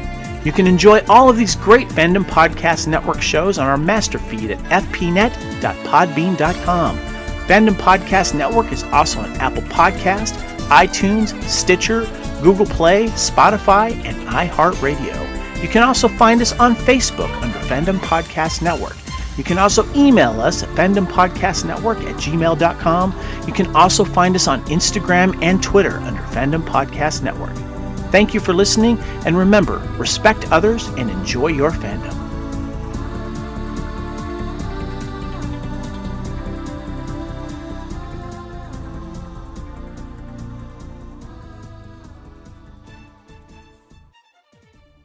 All right, welcome back to Blood of Kings. Here with actor Ian Paul Cassidy, of course, of Highlander Endgame. We are celebrating its 20th anniversary with Ian's awesome, as I'm calling it, the Highlander Endgame Virtual Scrapbook that he and his buddy put together here for us Highlander fans to enjoy.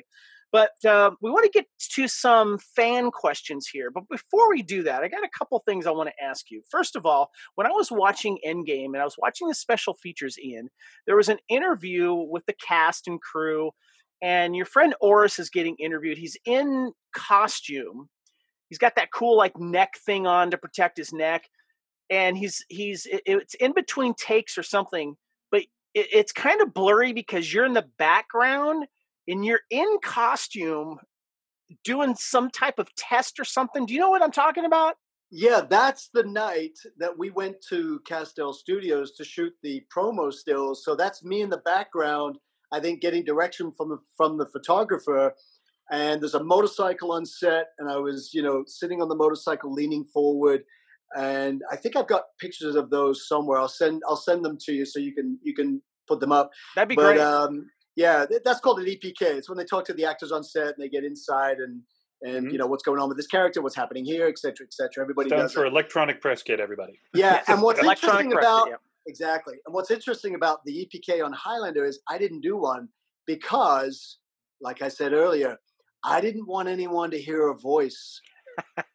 So I didn't want to speak as me in this elaborate costume because it would just take away the fantasy for me anyway. That was my choice as an actor. Gotcha. But yeah, that's me in the background getting directions, saying, "Okay, how do I get to sit on the bike and lean forward and look up?" Okay, got it. Yeah, it was interesting because I was watching the interview going, "Wait a minute, that's Ian back there. He's like checking out, doing his things with the costume and stuff." So we got some questions from fans here, but and a couple of them are kind of related to this, and we. The last episode, if you go listen to it, I actually read the Highlander Wikipedia background of Cracker Bob, which dates you back to, I think, at the late 1800s was your first death. And so you're kind of a young immortal, according to whoever wrote that.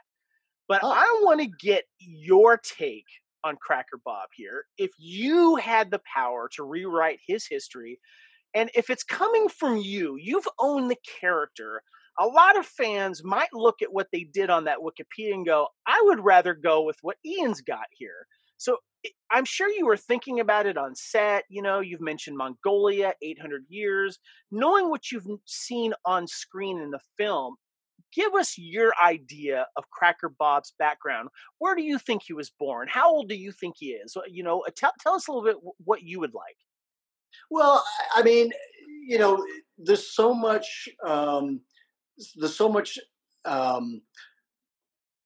imagination that goes into these types of characters and stories. So there is nothing off limits. I don't think. I first of all, I thought I was 800 years old. That's the information I got when I read for the role. So I thought, wow, he's been around 800 years. He must be good at whatever he does, because it's like, how many immortals are still around after 800 years? It's like talking about Navy SEALs, I guess. If you meet a Navy SEAL who's 75 or 80, you know he's got to be good. He made it this far. And you mind your manners around him. Exactly. So that's why you never mess with old dudes, because they've been around. They've got experience. You know, they know what they're doing. So respect your elders. Yeah, exactly. So I probably wouldn't have changed much. I just figured that me as a person, I like to bring a lot of fun and frivolity and humor into the roles. Obviously, if I'm playing a serious role, depending on the subtext, whatever my motivation is, I try to stick to the script. But with a character like this, in a genre like this, everything is off the table. I mean, you can pretty much do whatever you want to do. So the fact that I was able to do that and bring elements of this character that reflected time frames that were 800 years, you know, going back 20 years, I'm sure I was thinking, oh, you know, Genghis Khan. Maybe I rode with Genghis Khan and scaled the wall, the Great Wall of China. Let's go with that. I love that. Yeah, I mean, I wouldn't be surprised. I wouldn't be surprised if that's exactly what I was thinking at the time. You know, did I hang out with the Wright brothers? Did I see the first flight? I mean, there was a lot of firsts in Cracker Bob's life, and I think I used all of that and his element of frivolity and aloofness. You know, I wasn't really a stressed kind of character. So I think it's difficult for me to put myself back in there 20 years ago. But my motivation, I'm sure, was, hey, Cracker Bob's a badass. He's been around a long time. He's seen everything. He's done everything. What's new? You know, what's my next adventure? So, and I think that's when they shot him coming out of a nightclub and just, you know, kind of grabbing 2 or 3 women. Yeah, there you go. Because it's like, it's Cracker Bob. I mean, that's how he rolls, right? He's the to me, I felt like he was out of the group. He was probably the fun one, the one that would get him to loosen up a little bit, something like that. I could totally see that happening. So, I mean, rightly. Well, if he'd be like our Adam O'Brien. Yeah. Yeah, that's right. That's right. Well, host of another one of our podcasts, The Crazy Ozzy. The Crazy Ozzy. If you look at the dinner scene with Bruce, if you notice when he delivers the Cracker Bob line as the camera dollies from one end of the table to the other, and he looks at me, and Bruce as Kel gives me this kind of look like, hey, we have all these secrets together. I mean, these are the moments that actors live for when you can connect with another character like that. So Bruce and I, as Kel and Cracker Bob, we had some secrets. And I think that was a lot of fun to play on screen as well. That's really cool. Yeah. So we got a couple of questions here from fans here on Bloody Kings. Colleen said, did you get a chance to learn any martial arts techniques from Donnie Yen, Adrian Paul, or F. Braun McAsh? If so, what technique or move was it? Like, maybe it wasn't something your character did. Maybe it was. Any of those jump out at you? No, not really. I didn't learn any new techniques. I mean, I was already proficient in Shotokan. I have a black belt in Shotokan karate, which I got when I was in my teens. So, and I've always been physically able. I've always been a physical actor. I've worked with some great stunt coordinators, and really all the credit goes to the stunt coordinators. They're the ones that came up with the moves, because obviously it has to work for camera and it has to be realistic enough for the shot. So, the whole, side kicking and spinning the bat and using that as a weapon, I was already kind of physically proficient. So I can't really say that I learned anything new. Watching Donnie, though, I did develop a respect for his style of martial art. It's a lot more stylized than obviously Shotokan, as everybody knows. So it seems very graceful too. Yeah.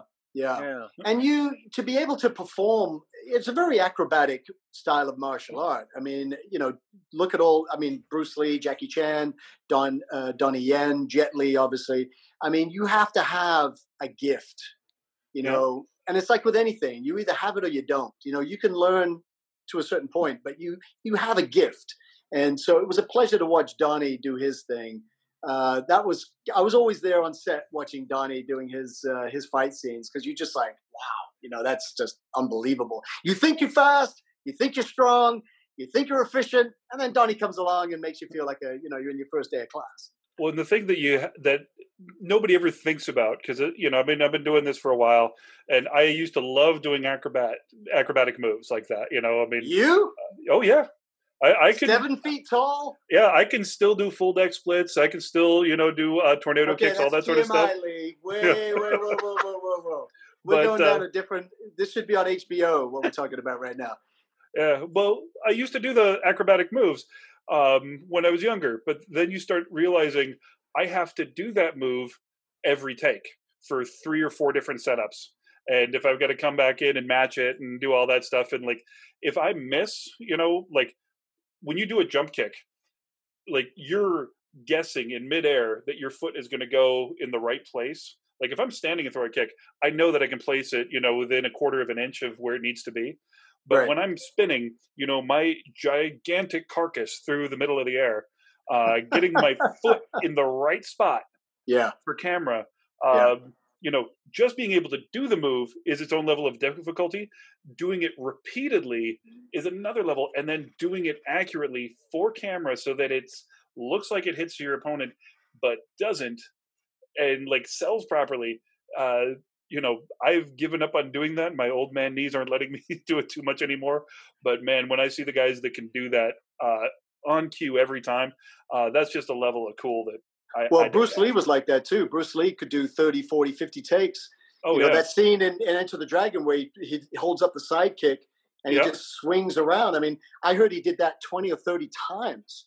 But again, it's craft. Not only is he a proficient martial artist, but he knows his craft. He knows where the camera is. He knows where he needs to place his leg. I mean, it's all stylized, and that's what makes movie going so interesting. Yeah. So I got some questions from our friend Nicholas here, and he Would says, that be Nicholas Ward? Yes, Nicholas sir. Ward. Hello, Nicholas Ward. How are you, my friend? He's got some good questions here, and so we're going to hit some of these here. Where do you rank your character in the posse based on fighting? Number one. There you Cracker go. Bob's the best. I don't care. He's the best. I All love the it. Highlander movies. We need more Cracker Bob. We need to do his own movie, his own backstory. Okay, well, hold on. Let's jump to that then, because he actually says at one of his last questions, we'll go back to a few more of his. He says, if Cracker Bob got his own short film, what story would you tell? As an Ian Paul Cassidy. Wow. I don't know. I'd have to Even think if it was a about that. short film before, obviously, his death, where would you take it? What kind of fun would you have with Cracker Bob? Oh, I would have as much fun as possible. I would think of bizarre, unique, original. Would you? Was there a location that you want to go to? Would you fall in love, or would you do a little? Would you take out some other immortal? What would you want to do? Yeah, I mean, there is a certain level of integrity with Cracker Bob. He has respect and honor and loyalty. So I would probably incorporate a lot of that into the character. Obviously, I would probably go with a backstory of, I lose my entire family somehow and I avenge their deaths. And I'm sure that would be fun because it would take me all over the world. But yeah, I could see a James Bondish Cracker Bob themed independent film. If anybody out there wants to write it and shoot it, I'm in. I just had an interesting idea. Cracker Bob fighting the entire 100 Years' War. By himself. He could be at the battles of Crécy, Poitiers, La Roche, Agincourt, all that cool stuff. Right. Fight with Joan of Arc, but And you're using all kinds of blunt instruments for it. Yeah. Yeah. I would even be so willing as to be in space. There you go. I love it. I love it. Cracker Bob in space. And the interesting thing about Cracker Bob is the name. It wasn't originally Cracker Bob. I think I remember talking to Joel, and there was a Marine vet, and his nickname was Cracker, and his dog was Bob. And the dog saved several lives, protected this platoon from IEDs. You were named after the dog? I was named after a Marine and a dog combined, Cracker Bob. And I had that story somewhere. Yeah. That's cool. So that helped with my performance as well, because I could actually base it on something tangible. Gotcha. And so I was able to honor their names by playing this character. I was, in case for those of you that were listening that didn't get that, I was saying a line from Indiana Jones and the Last Crusade. So there you go. Oh, yeah. When they find out that, I'm sorry. Yeah. Oh no, he was just making a good joke or a good reference. Is that the one where they say, "Dad, Indiana, Dad"? Great comedy. Listen, well, when they find out that Indiana was the name of the dog, and he's like, "You're named after the dog." That's funny. So what is this, Junior? That's his name, Henry Jones Jr. we gave you a little bit of fan theory backstory or whatever the Highlander Wiki said about how you met Kel. How do you think, as Nicholas says here, how did your character get involved with Kel? Obviously, by the Wikipedia, it was in Atlanta. You tried to rob him. That didn't go out really well. No. If you were to rewrite it, how do you think you would have joined up with Kel? I think if I was to write it, I would somehow incorporate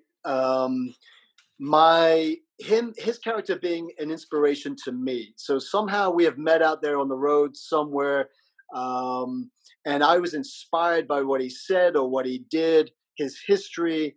And I wanted to probably devote myself to him and say, look, whatever you need. Almost like in Game of Thrones, like the Mountain, just following Cersei around. I would have been like that character, just whatever he did to inspire my character, I would have been loyal to the core. Gotcha. That's, I think, the one essence of Cracker Bob that I would want to explore. Is you obviously show that in the film, and you can see that. I mean, you're even in that little look you had at the Last Supper scene. Yeah. Like that's you were ready to go out. Knowing Bruce, it helped as well, because I knew him as Bruce. I knew him as a person. We have history together. We had all these offset kind of moments where he'd come by and slap me on the ass before we shot a scene, or he would say crackerless, bobberless, whatever. So we had these very personal, intimate moments prior to shooting. And so you played video games together. Come on, that's so cool. So there, it is pretty cool. And we all went out and had fun. We ate, we drank, we explored the city. Where it was fantastic. We, as a core group, we bonded immediately, which is unheard of. It takes a long time to do that. And this was just one of those freaky movies where everybody just bonded the minute they met.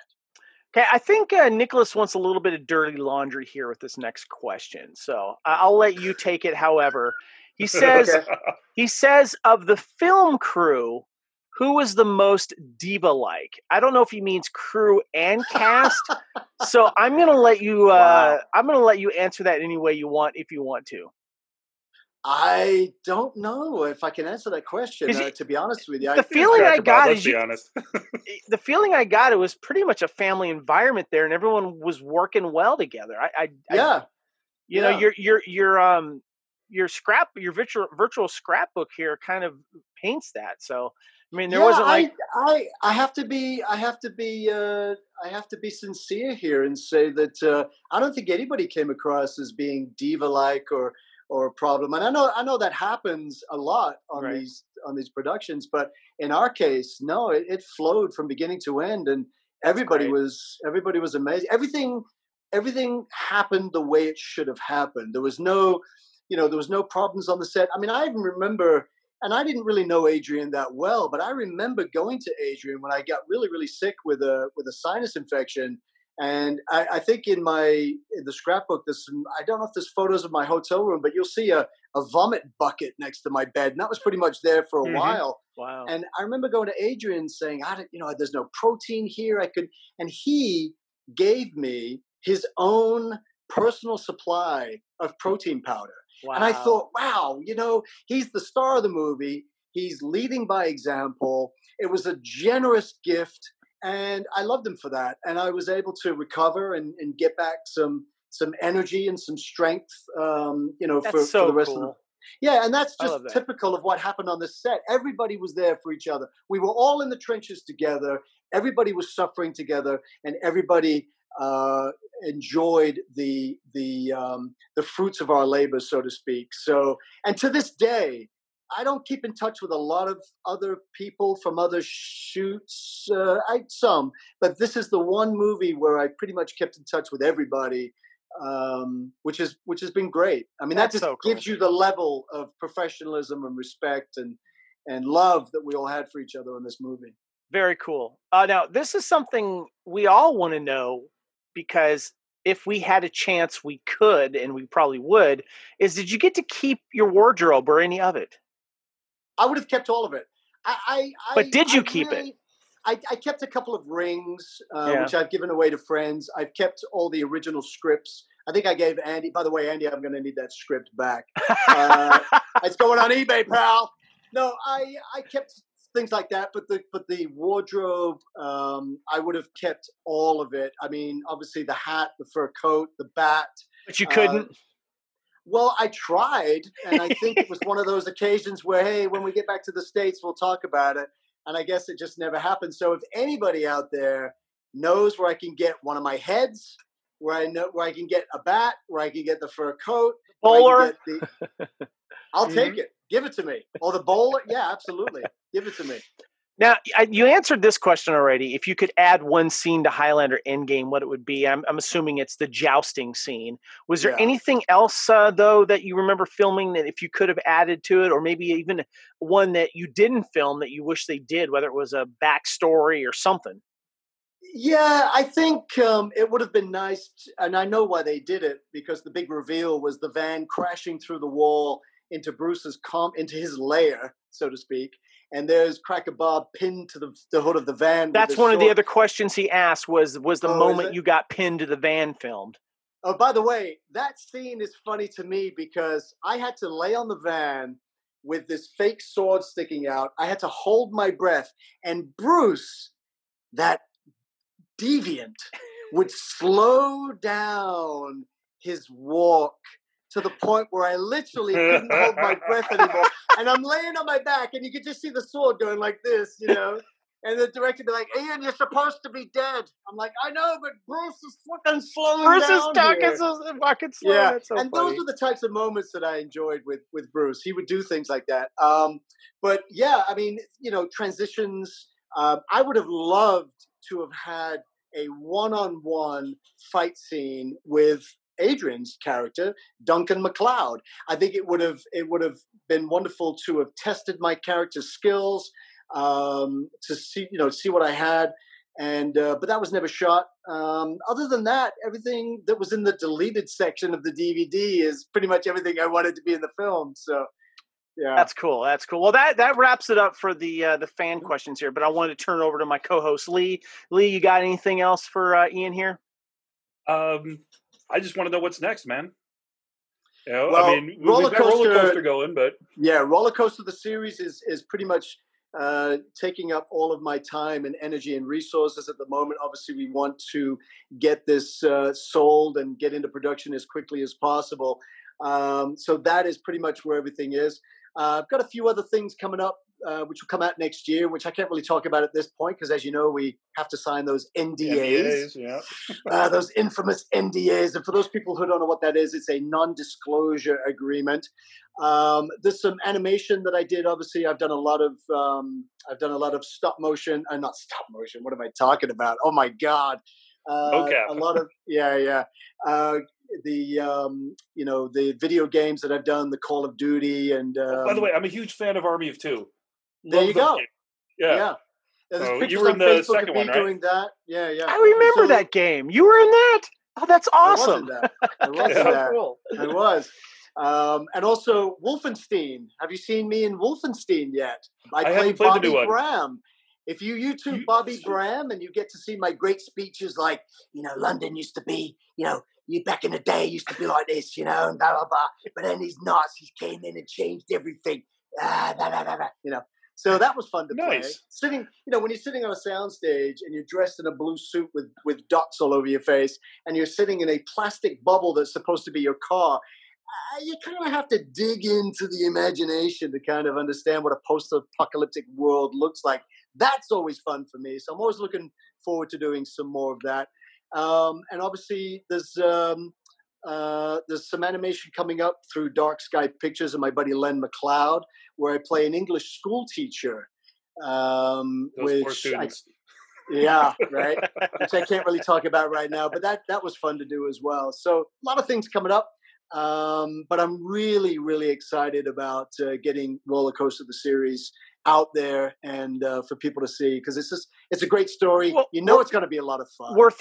You're talking about actually sharing this link on Bloody Kings fans, so they can watch it in a limited time, right? Or in a certain amount of time. Yeah. So yeah, we'll password. Put it up. They can watch it. We'll put that link up there. We'll give you guys a password so you can watch this wonderful production. It's only 40 minutes. It's great. It's paced well. It's awesome, and it's worth seeing for all the work that you and your wife and your friends have done together. Okay, I just got 2 more questions before we wrap this up here. The first thing I want to ask you. Yes, the shirt is amazing. Yes. You're wearing this great tuxedo shirt. I love it. He likes to party. I want to know, and I always like to know. Got the hat, by the way. I always like to know what you guys, your actors, and you guys are performers. What do you like to do in your spare time? What are you watching on Netflix or Amazon? What movies and TV programs are really you into right now, if anything? You mean like what I've been watching through this global lockdown? Yes, maybe that too. Yeah, let us know what you're marathoning or anything like that. I watch everything. I am a voracious reader. I love to read. I love to watch everything. I'm studying. I love to watch documentaries. I love to watch history. Anything in particular? Well, I just finished watching all of the unsolved mystery, the new unsolved mysteries on Netflix. And trying to ascertain as to what really happened. I kind of have a little bit of a detective sleuth thing going on, where if I wasn't acting, I would love to be an investigator, a crime scene investigator, or some kind of detective. I love figuring out problems. I love presenting solutions. So I love all those types of shows. I've also been watching a lot of comedies out of Australia. There's some wonderful comedies series. I can't think of them right now because I've watched so many of them.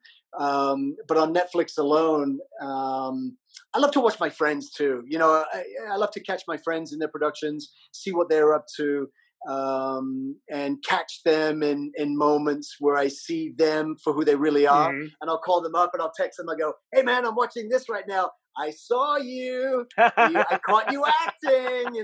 So we do that all the time. We laugh. And we also give each other advice. Like I've got friends that call me and I call them. I go, "Hey, I got this role I got to play. I can't figure out a really good approach. What's new? What's different? Because everything's been done." So we give each other advice. We help each other out. We try to support each other as much as possible. There's a lot of good stuff up there on Netflix, but mainly crime, documentary. I love documentaries. I love all the behind the scenes stuff and that's fun stuff. That's good. Yeah.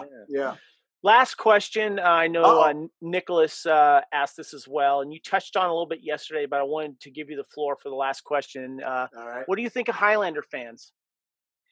Oh, my God. I mean, they're the best. They're the greatest. I mean, to be fortunate enough to be in a franchise like this, it's an actor's dream. I mean, I know you've got, the Marvel franchises and the Star Trek franchises and the Star Wars franchises, but they're huge. And to me, not as intimate as the Highlander franchise. The fans, I think, are a little bit more dedicated.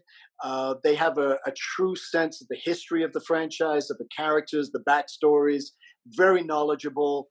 But the love and affection, for 20 years, have always enjoyed running into Highlander fans and those who recognize me anyway. It's not often, but when they do, I always have time for them because they come with so much respect and admiration, and they're not in your face, as like some franchise stars have to face. I'm sure Harrison Ford knows what that's about. But and all you Raider freaks out there, Oh yeah, we're definitely passionate. That's for sure. Yeah, very passionate. But no, I'm honored to be a part of it. It's going to carry with me for the rest of my life, and I'm proud. I'm proud of being a part of it, of being part of this family. So yeah, I got no complaints. Lee, wanted you leave with anything? I think we can all agree that Ian has said it all. This has been a very fulfilling couple of interviews that we've done with you, man. As a fan of yours, this has been a treat. Listening to you tell stories. We're getting the inside baseball on this. As a junior colleague to where you're at in the film world, it's wonderful to know that some of the stuff that I love about working in independent film here translates all the way to Romania. And it's really cool. And I love that you're at this stage in your career and you're still this enthusiastic and you still have love for the people that you met on, the set of The Pretender, which all you Highlander fans out there, if you need another series, watch The Pretender. It's an amazing one. I know they need to bring Zed back. I miss playing Zed. He was a blast to play, and I've been lucky. I mean, I seriously, I cannot take all the credit. I've been extremely lucky in my career. I mean, from an early age, getting into the Dolphin show and getting into the kids show in Australia, and doing theater in England and Australia, and then coming to America and falling into productions that it shouldn't have happened. But I think it was meant to happen, obviously, for a reason. But I've been blessed. I really have. And the characters that I've played or chosen have just been so much fun to play.